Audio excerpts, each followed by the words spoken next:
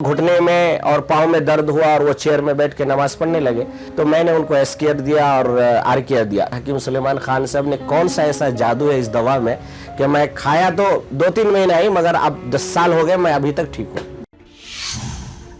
नमस्कार, आदाब, आप सभी का स्वागत है हमारे खास प्रोग्राम में। मैं हूं आपके साथ शैलजा त्यागी।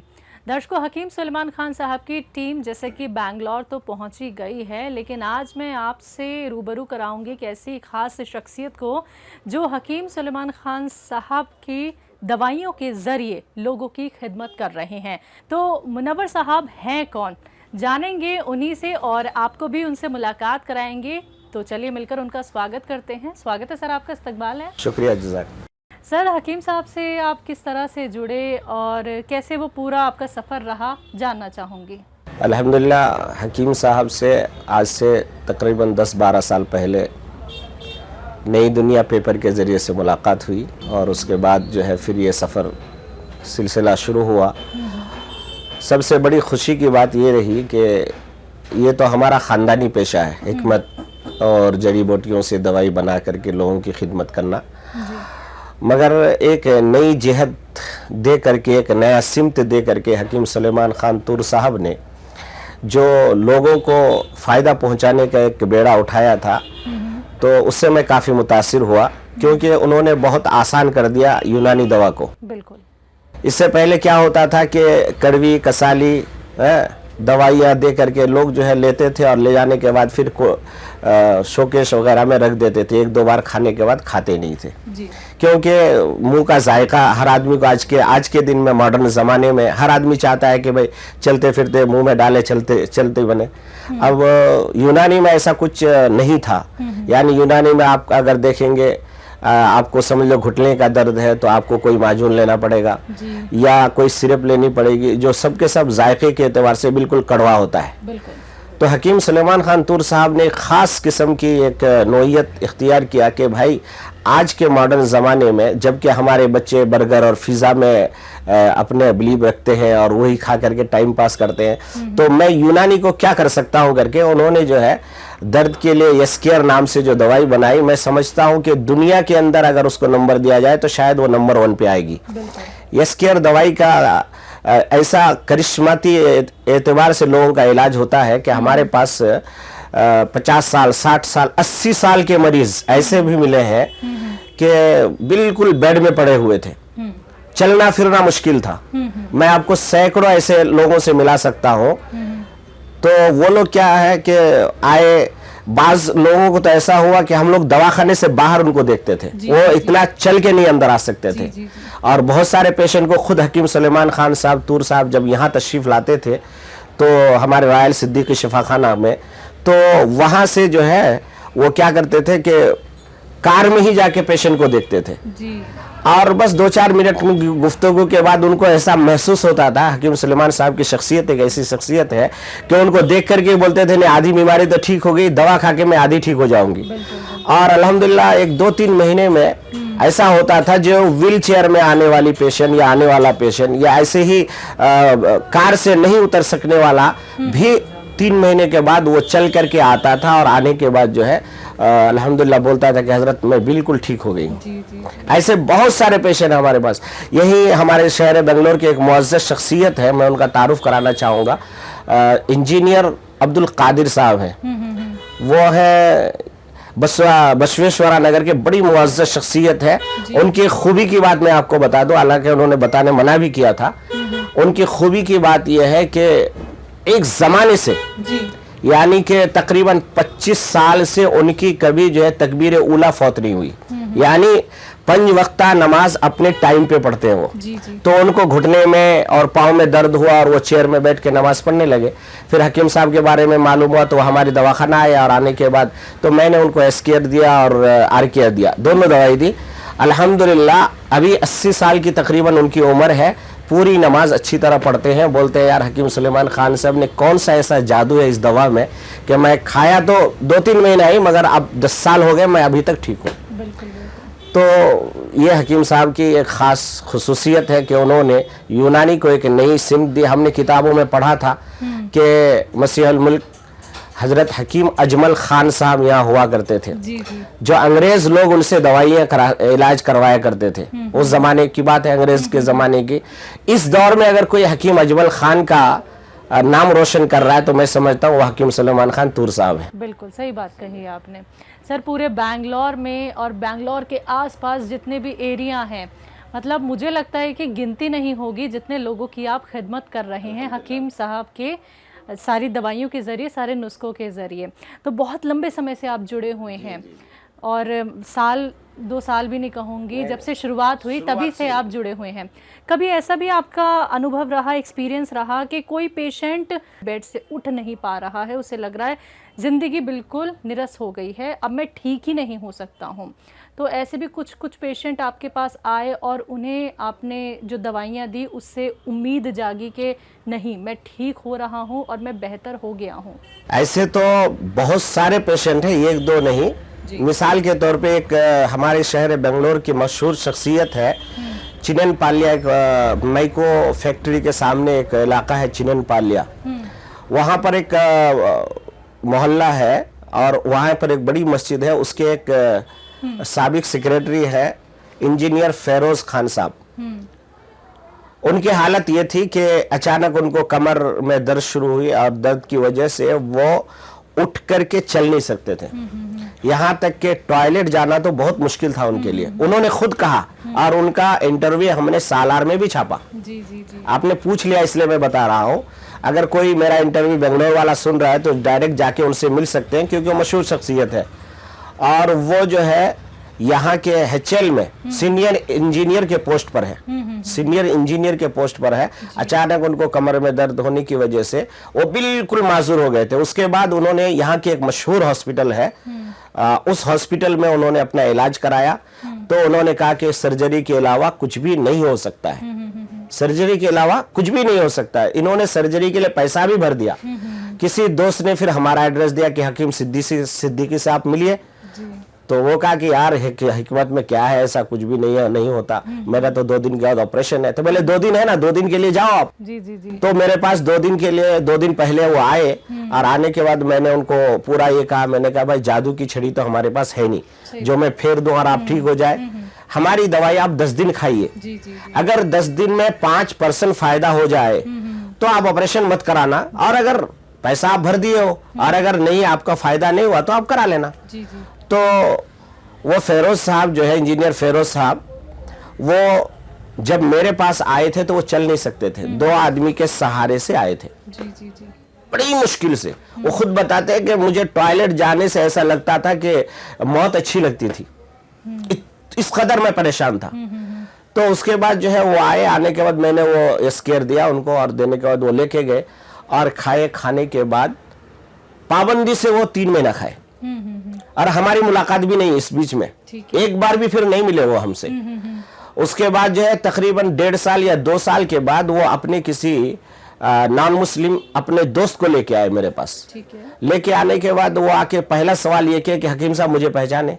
तो मैंने कहा नहीं भाई, मैं तो नहीं पहचाना, मैं तो डेली पेशेंट देखता हूँ, अब हजारों लोग आते हैं तो हम क्या, आप अपना तारुफ कराए। तो बोले आप आज से 1.5-2 साल पहले आपके पास कोई ऐसा पेशेंट आया था क्या जिन्होंने पैसा भी भर दिया था फलाने हॉस्पिटल में, मैं जानबूझ के नाम नहीं ले रहा हूँ हॉस्पिटल का, तो फलाने हॉस्पिटल में पैसा भी भर दिया था और आपने कहा था कि 10 दिन की दवाई खाइए तो कुछ फायदा होगा। तो मैंने कहा हाँ ये कहा तो था, मगर वो आदमी आज तक मुझे मिला नहीं। तो वो मुस्कुरा के कहने लगा हकीम साहब मैं ही हूँ। तो मैंने कहा यार आप तो मिले ही नहीं, फिर मुझे क्या हुआ, ऑपरेशन कराया? बोला नहीं ऑपरेशन नहीं कराया, आज मैं क्रिकेट का मैच खेल के आया हूँ। ये जुमला कहा उन्होंने, आज मैं क्रिकेट का मैच खेल के आया हूँ और बात यह है कि आपने 10 दिन के लिए कहा था, तो अल्हम्दुलिल्लाह 10 दिन में मैं 50% रेडी हो गया था। तो मैं सोचा आपका टाइम क्यों वेस्ट करूं, इसलिए मैं कंटिन्यू आपके काउंटर से दवाई लेके जाते रहा और 3 महीने का कोर्स किया। आज 2 साल हो चुका है, मैं आराम से क्रिकेट भी खेल रहा हूं और HL के कंपनी में मैं जो है सीनियर पोस्ट पर भी आज भी हूं। और ये मेरा दोस्त है, उनको भी यही शिकायत है, इसलिए मैं इनको लेके आया हूं आपके पास। ऐसा एक पेशेंट मेरे पास, आप चाहे तो अपने दर्शकों को चिनन पाल्या इंजीनियर फेरोज का एड्रेस दे करके भेज भी सकते हैं, वो आपको बताएगा पूरी कहानी। बिल्कुल सर, बिल्कुल। नहीं नहीं, हमें आपकी पूरी बात पे यकीन है, क्योंकि हम तो पेशेंट से मुलाकात भी कर रहे हैं और बहुत अच्छे फीडबैक यहाँ पे हकीम सुलेमान खान साहब की दवाइयों के हमें मिल रहे हैं। मेरा अगला सवाल आपसे यही है, बहुत अहम सवाल आपसे करना चाहूँगी कि आप लोगों की खिदमत करते हैं, लोग आपके पास कहने भी आते हैं कि हम ठीक हो गए हैं, आपको बहुत सारी दुआएं भी मिलती हैं। हकीम सुलेमान खान साहब के ज़रिए जो खिदमत आप कर रहे हैं लगातार इतने सालों से, तो कितना अच्छा लगता है सर कि इस यूनानी को आप लोगों ने बहुत आगे तक बढ़ा दिया है, घर घर तक पहुंचा दिया है। और एक दायरा था पहले एक छोटा सा, लेकिन वो दायरा अब बहुत बड़ा हो गया है। हम सब एक दूसरे की खिदमत करते हैं अब उन नुस्खों के ज़रिए, उन दवाइयों के ज़रिए जो हकीम साहब बताते हैं। देखिए, कुरान की एक आयत मैं कोट करना चाहूँगा, वइज़ा मरीज़तु फ़हुव यशफ़ीन। अल्लाह ताला कहते हैं कि बीमार भी मैं बनाता हूँ और शिफा भी मैं देता हूँ। बिल्कुल। और कुरान की और एक आयत है, वतवासौ बिलहक़्क़ि वतवासौ बिस्सब्र, यानी लोगों को आप सच्चाई का रास्ता बताइए। और अगर कुछ तकलीफ भी आती है तो सब्र इख्तियार कीजिए। तो हमने देखा हकीम सुलेमान खान तूर साहब के अंदर जो खुसूसियत तो बेशुमार है उस बंदे के अंदर, बल्कि उनको शोहरत से या दौलत से कोई लगाव नहीं है। मैंने खुद उनके साथ रह करके, क्योंकि बोलते हैं ना कि सोना को घस के देखना चाहिए और आदमी में बस के देखना चाहिए। तो अल्हम्दुलिल्लाह हकीम सुलेमान खान तूर साहब के साथ हमारा एक लंबा सफ़र रहा है और शबो रोज़ हमने गुजारे हैं उनके साथ, दिन में भी, रात में भी, सफ़र में भी, हजर में भी रहे हैं। तो इसलिए मैं कहा, जो अपना अनुभव है मेरा ये है कि हकीम सुलेमान खान तूर साहब इंसानियत की खिदमत के लिए एकदम बेलोस है, उनको दुनिया से कोई गरज नहीं है। हमारे दवाखाने में हकीम साहब एक बार एक पेशेंट देख रहे थे, तो पेशेंट ज़रा अजीब मिजाज का था। उसने सवाल किया कि हकीम साहब मैं इससे ठीक हो जाऊंगी, अब पक्का गारंटी देते हैं? तो हकीम साहब मुस्कुराए और मुस्कुराने के बाद मुझे याद है वो लम्हा, बोले कि बेटा मैं दवा बेचता हूँ, शिफा नहीं बेचता हूँ। है, शिफा तो अल्लाह के हाथ में। मेरी दवाई खा के लोग ठीक हो जाते हैं, उनको अच्छा तो अल्लाह करता है मगर नाम मेरा होता है। ये हकीम साहब का जुमला था। लोग मेरा एडवर्टाइज करते हैं मगर हकीकत में शिफा अल्लाह देते हैं। तो मैं मुबारकबादी भी दूंगा। मैं आपसे ये कहना चाहता हूँ कि अगर ये दशहरे की छुट्टी वगैरह नहीं होती तो आपको मैं सैकड़ों लोगों से मिलाता, मगर इस वक्त क्योंकि हम मैसूर जा नहीं सकते, पूरा मैसूर पैक होता है। मैसूर में बेशुमार पेशेंट है हमारे, जो लोग इंटरव्यू देने के लिए तैयार है, मगर वहाँ जाना एक जोखम है इस टाइम पे, क्योंकि पूरा मैसूर पैक होता है। तो अल्हम्दुलिल्लाह हकीम साहब की दवाइयों से मैंने जो अनुभव किया है, मैं किसी कंपनी का कुछ नहीं कहना चाहता, मगर इतना कहना चाहता हूँ कि हकीम साहब ने यूनानी को एक नई जिंदगी दे दी और यूनानी को एक नया रास्ता दे दिया और एक नया रोड मैप दे दिया कि आज के दिन भी यूनानी से इलाज किया जा सकता है और लोग ठीक हो सकते हैं। बिल्कुल, बहुत अच्छा लगा सर आपसे बात करके और ये भी जान के कि किस तरह से आप लोगों की खिदमत कर रहे हैं। और यकीनन हम पहले सुनते थे आपके बारे में कि बेंगलोर में बहुत पुराना हमारा एक क्लिनिक है और हकीम साहब की सारी दवाइयों के ज़रिए आप लोगों की खिदमत कर रहे हैं। बहुत अच्छा लगा सर। एक ये मैं इंटरव्यू और दे देना चाहूँगा। हमारे यहाँ एक जब हकीम साहब का कैंप चलता था, जी जी, तो हकीम साहब के कैंप के दौरान में हम लोग का सफ़र मैसूर का था। जी जी, तो हम लोग मैसूर जाने वाले थे, तो एक दिन पहले एक खातून का, एक मैडम का फ़ोन आया। उनका सवाल था कि हकीम साहब आप नाश्ता कहाँ करेंगे? जी। तो मैंने कहा नाश्ता हम कहीं भी होटल में कर लेंगे। तो बोले नहीं, आप कितने बजे मैसूर पहुँचते हैं? तो मैंने कहा कि हम लोग सुबह 7:30-8 बजे पहुँच जाएंगे। तो वो टाइट शेड्यूल रहा करता था हकीम साहब का और हमारा। तो हकीम साहब के साथ में खादिम के तौर पर रहता था साथ में। तो उन्होंने कहा कि वो औरत कहने लगी कि हकीम साहब आप मेरे ऊपर एक एहसान कीजिए, आप नाश्ता कहीं मत कीजिए, आप मैसूर में आके नाश्ता कीजिए। तो मैंने कहा क्यों? तो वो कहने लगी कि नहीं, मैं वो राज की बात है वो मैं बाद में बताऊंगी, आप आ जाइए मैसूर। तो हमने हकीम साहब से मशवरा किया, तो हकीम साहब ने कहा ठीक है चलो वही देखते। तो हम लोग सुबह ही पहुँच गए वहाँ। मैसूर में हमारा कैंप जो है शांति नगर में लगा करता था उस टाइम पे। तारिक भाई हैं वहाँ पर भी सुलेमानी दवाखाना के नाम से हमारा दवाखाना था वहाँ पर मैसूर में। तो वहाँ जब हम लोग बैठे, मतलब पहुँचे, तो कुछ ही देर में एक मुअज़्ज़ज़ खातून, बिल्कुल निकाब पोश, बिल्कुल पूरी तौर पर अपने पर्दे का पूरा एहतमाम किए हुए एक औरत कई टिफिन लेकर के, बड़े बड़े टिफिन लेकर के आई और आने के बाद कहा कि हजरत ये आप नाश्ता कराएं हकीम साहब को भी और आप भी करें और ये घर वालों को भी कराएं, मैंने ज़्यादा लेके आया। तो हमने कहा कि ठीक है, ये सारी बात तो, ये मेहरबानियाँ क्यों है, ये सवाल था एक। क्योंकि एक अनजान इलाके में कोई अगर कह रहा है कि भाई आप हमारे यहाँ नाश्ता करें, आपसे में हमारा अलग सलेक नहीं, दुआ सलाम नहीं, अचानक, तो वो मुस्कुरा के कहने लगी कि हकीम साहब बात असल ये है कि मैं 7 साल से बीमार थी। ये उनका जुमला बता रहा हूँ, मेरे पास उनका ये भी खत भी आज भी है। तो बोलती है कि मैं 7 साल से मरीज थी और बेड पे थी, मैं अपनी जरूरत भी पूरी नहीं कर सकती जी। मेरी जरूरत भी मेरे घर वाले, मेरे शौहर, ये लोग ये करवाते थे और मैं इस कदर मोहताज हो गई थी कि मैं अपनी जिंदगी से हार चुकी थी। मुझे नहीं लग रहा था कि मैं ठीक हो पाऊंगी।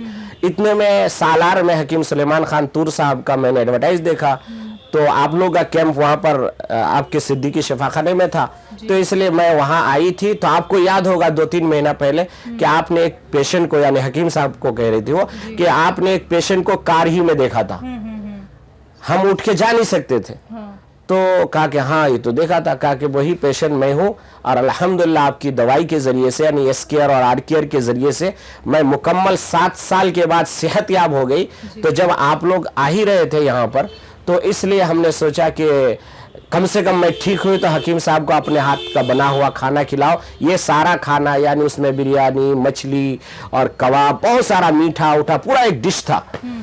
तो हमने कहा कौन है आप, कहाँ हैं? तो उन्होंने अपना एड्रेस बताया कि हम यहाँ बन्नूर के रहने वाले अमजद साहब है, कोई बहुत बड़े आदमी है जिनके राइस मिल, कई राइस मिल है। उन्होंने कहा कि अमजद मेरे शौहर का नाम है और मैं उन्हीं की अहलिया हूँ और अल्हम्दुलिल्लाह मैं आज अपने हाथ से ये खाना बना के लाई, आप लोग खाएंगे। तो ये एक बार नहीं, उसके बाद कई बार फिर मुलाकात हुई, बल्कि उनका टिफिन शायद आज तक भी मेरे घर में ही एक रह गया है। क्योंकि वो जब भी हकीम साहब दिल्ली से आते थे, तो वो जब आती थी यहाँ, तो वो अपना टिफिन लेके आती थी और हकीम साहब को बहुत मोहब्बत से खिलाती थी। और हकीम साहब के नाम से भी उनका एक पैगाम था, वो भी मैं सुना देना चाहता। उन्होंने कहा था कि मेरे प्यारे हकीम साहब, आप बहुत अच्छे हैं और बहुत अल्लाह ताला ने बड़ी खूबसूरत शक्ल और सूरत से आपको नवाजा है।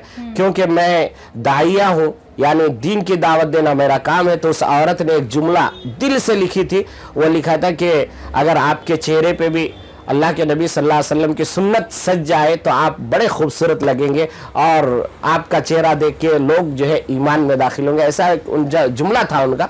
तो माशाअल्लाह ऐसे बहुत सारे पेशेंटों का हमारे पास इंटरव्यू आते रहता है। तो ये हकीम साहब की खुसूसियत है, हकीम सुलेमान साहब की, कि मायूस मरीजों को एक नई सेहत देने का जरिया हकीम साहब की दवाइयाँ बनती है। और आज भी हम लोग सबसे पहली वही दवाई लिखते हैं, अल्हम्दुलिल्लाह लोग बड़े शौक से उसको इस्तेमाल करते हैं। जी मुनव्वर साहब, आपने हमसे बात की और आपके ज़रिए हमने बहुत सारे पेशेंट से मुलाकात भी की जो हकीम सुलेमान खान साहब की दवाइयों से सेहतमंद हुए हैं। बहुत बहुत शुक्रिया सर, आपने। तो दर्शकों, आप सभी ने सुना मुनव्वर साहब को, जो बेंगलोर में और बेंगलोर के आसपास लोगों की खिदमत कर रहे हैं उन दवाइयों के ज़रिए, उन नुस्खों के ज़रिए जो हकीम सुलेमान खान साहब से उन्होंने जाने।